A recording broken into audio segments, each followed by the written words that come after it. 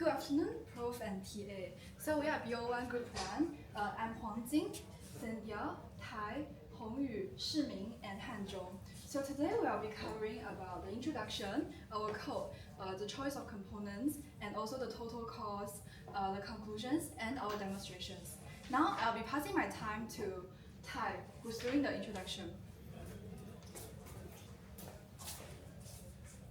So about our system, our project, our system is a smart solar powered street lamp that will be operating off-grid.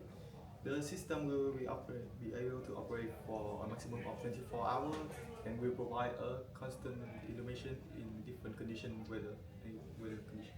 Our system will be able to automatically turn on and off, as well as adjusting its lighting in according to the condition of the environment to further enhance the efficiency. And finally, all of this will be done by an Arduino Uno board and DC booster. And finally, our system will provide at least 10 lux of illumination in line with the LTA guidance. For our assumption, we assume that our system will be working from 7 p.m. to 7 a.m. each night, which outlet will be operating at maximum power. As mentioned above, our system will be able to operate for 2 continuous nights, so we side a battery as well to match those. About our system consists of 2 parts: the power system and the lighting system, as shown above. I will explain how our system works in this functional block diagram. So first, the solar panel will collect energy and then send it to a charge controller. The charge controller will then distribute this energy to charge the battery, as well as use the excess energy to power our power control and the light sensor. And during the night, the charge controller will use the battery to power the circuit. In depth view of our power control system consists of an Arduino board, a MOSFET driver, and a DC-DC booster. The Arduino board will receive signal from the LER and thus control the booster to output the change the lighting from the LED. Now I will pass my time to my teammate. Okay, bye. Let's now discuss the logic behind our code. So the algorithm which we implemented in our prototype is a simple compare and step approach, where we will first read the ambient light, and then we will calculate what we need as the target LED voltage signal. The way we avoid flickering in this approach is by setting a step value, which in our case is 1. So if our current LED signal is less than the target signal, it will continuously increase the value by the step value, which is 1.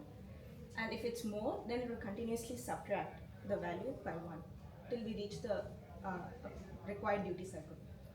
The way this will actually make the C change more smoothly rather than having abrupt changes. For more efficient smoothing and upon more research, we found that we can implement a moving average library, which is already available open source in Arduino.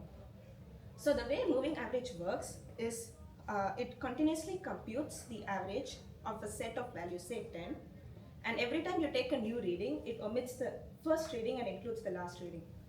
The reason this is more efficient is because, say there's a car passing by with very bright flashlights. If you are only using the LDR value, there will be a spike in the LDR reading for say 4 subsets, 4 values. But if you are using a moving average, there will be a very short spike. So our LED wouldn't switch off and switch on for those 4 values. We would also like to highlight that since it's practically not possible to get the actual ambient light reading of the environment, we will need to implement a feedback control approach in our code. This is because so we'll actually be continuously adjusting the LED brightness from the LDR value, and then the LDR based upon the LED value should subtract the value to get the actual ambient reading. We'll still be using the compare and step method which we use in the current prototype. The main advantage of this method is that because it monitors and controls the actual overall brightness, it can also compensate for the LED aging because it gives more accurate duty cycle. Now I pass my time to Bruce. Okay, thank you. So now let's move our step to some the choice of components of our design. So first we will have our main three components, which is LED, solar panel, and battery, and the name of them are listed below. And you can find more details in our final build. And next we'll have some detailed calculation. First, our assumptions is that the remote island of the surface area of the remote island is 1,000,000 square meters, and we assume 50% of it need light at night, and based on the calculation and illuminating area of each LED, we will have 9,211 lamps in total. And for more assumptions is like 4.56 peak sun hours per day, and this is area illuminated, which is 500,000 square meters. And our system efficiency is 80%, and 24 hours is the operating hours for each lamp to satisfy because the battery needs to store enough energy to operate the lamp for 2 nights, and we assume the length of 1 night is 12 hours. So now let's see some specifications for each component.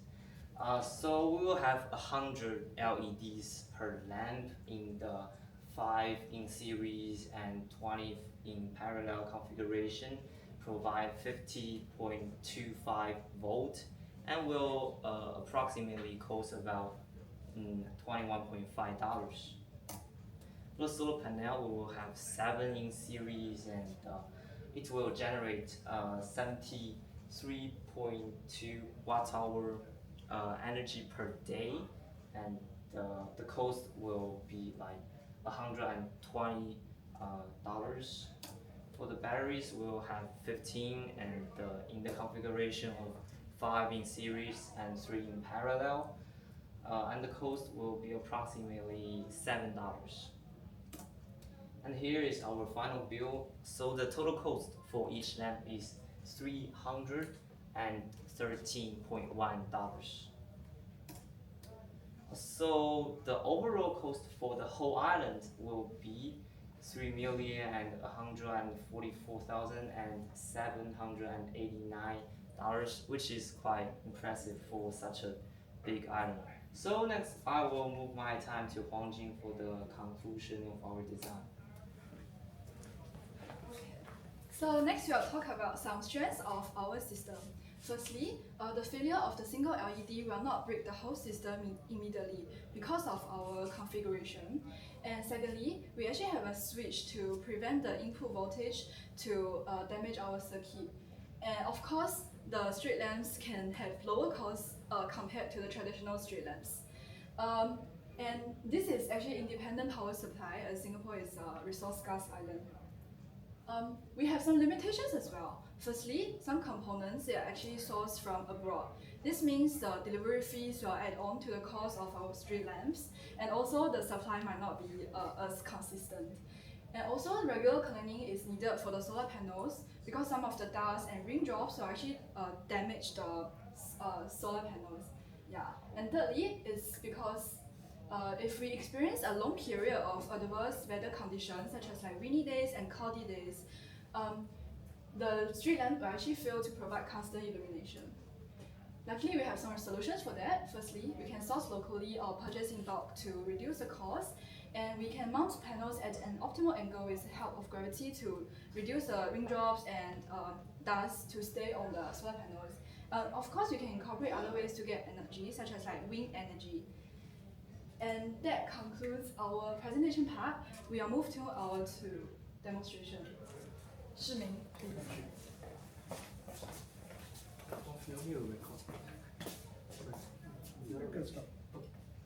So as you can see, our prototype consists of 3 boards, and actually we use a modular approach that we divided the overall circuit into several parts that can be tested on its own.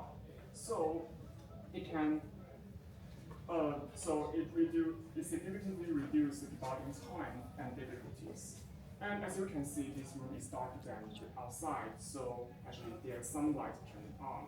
And you can see when we add some more light, all the LEDs are turned off. Turn the room lights off.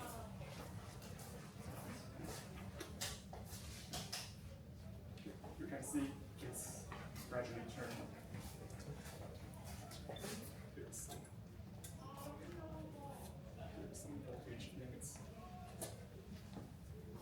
You can see lights are all turns on. And you can see the change.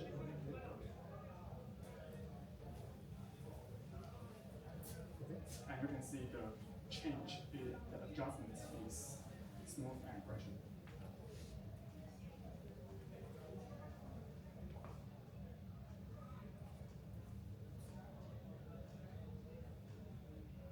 Filterings are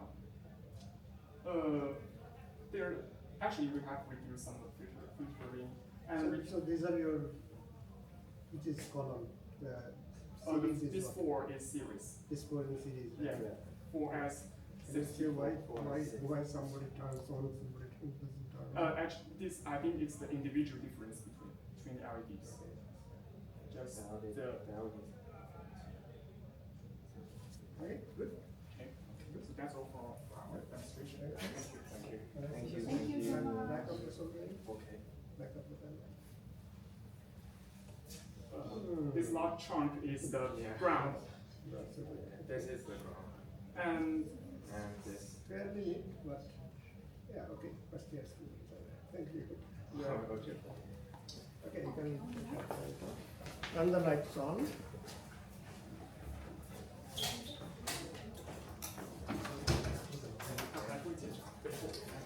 And can you go to the slide on 5,000 square meter? There is a slide, it's 5,000 square meter.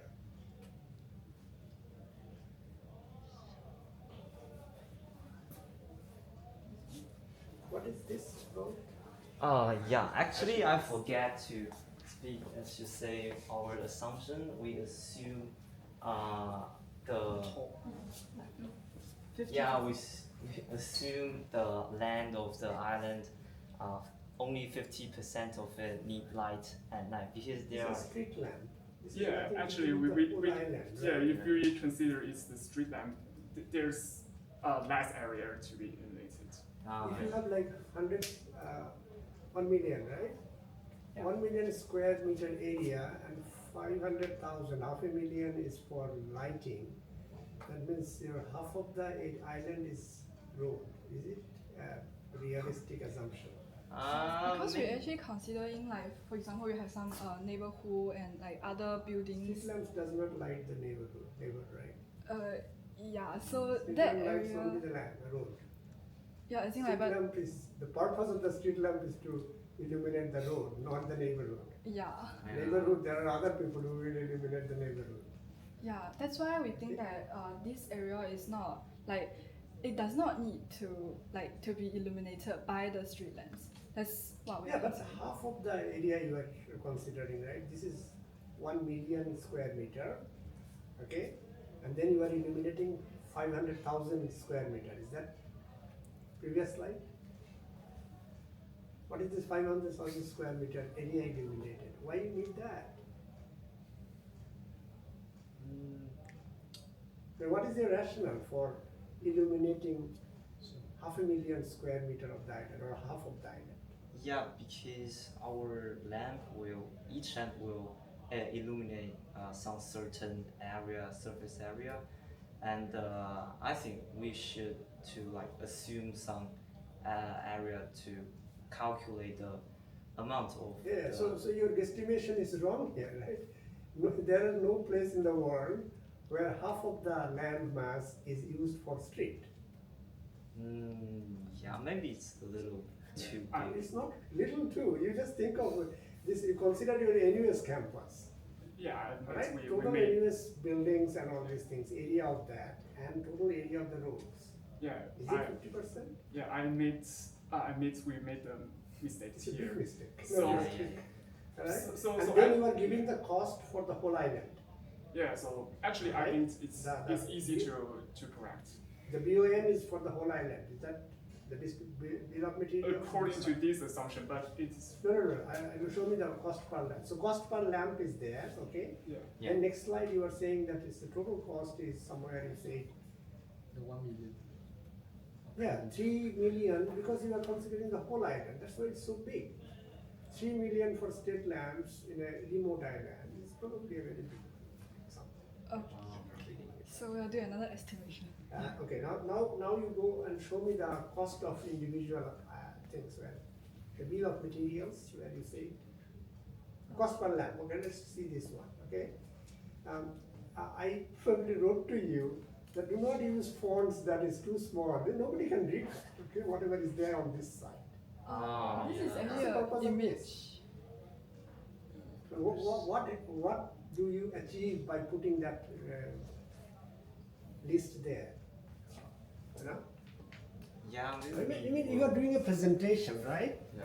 If you show this one, audience is sitting somewhere here, could you read what is there? You cannot read. Yeah. So what is the purpose of having that one? You can just remove this, write one slide, cost per lamp, this. Finish. Yeah, maybe we can The enlarge information- some parameter. Just You didn't even mention about any of these parameters, did you? During your presentation? I mentioned voltage. Yeah, you mentioned voltage. Voltage is written clearly, 15.25. That I can read. Yeah. So it's a bit more The, visually the oriented. thing that you are putting up on a slide, you don't want to tell me that one actually. That's why you put it there, right? That's why it is so small. Yeah. And you even didn't refer to that one. So that's a means. I'm telling you these things. I actually gave you the guideline. Don't put anything that is not essential. Okay. You can put something. So you mentioned that I for my own reference. Okay, for your own reference, you just use that 15.25 volt. You just say voltage needed is 15.25 volt. I will believe you because I will eventually read your report, right? So this makes no sense to me. Okay. So your slide design, this is something which probably will cost you some marks. Okay, your demonstration was very good. Technically, I have to read the report to see what is technical. It looks okay. Yeah, some slides have quite a long text. What you are talking about, the algorithm. Yeah, these are like the full sentence. I also wrote to you in this mail, do not write a whole sentence on a slide. Nobody reads that. Okay? When you are taking a class, when we do lecturing, that time it is important because students need to read the whole definition in order to understand that. When you are making a presentation, then you don't need to elaborate this by these things. So moving average optimization, you explained it nicely, that is fine. That's what you need. I use moving average pre-processing to do these things, to achieve these things, and that's good. You have to assume that I know what is moving average pre-processing, and if I don't know, I will ask you what is moving average pre-processing. Okay? But when you put as full text like that, nobody is going to read that. Okay? It's not going to be a negative mark for you because it's for your future. Whenever you do presentation like this, don't put full text there. Okay? All right. Thank you. Thank you. Thank you. Thank you. Nicely done. Okay. I go to the next room.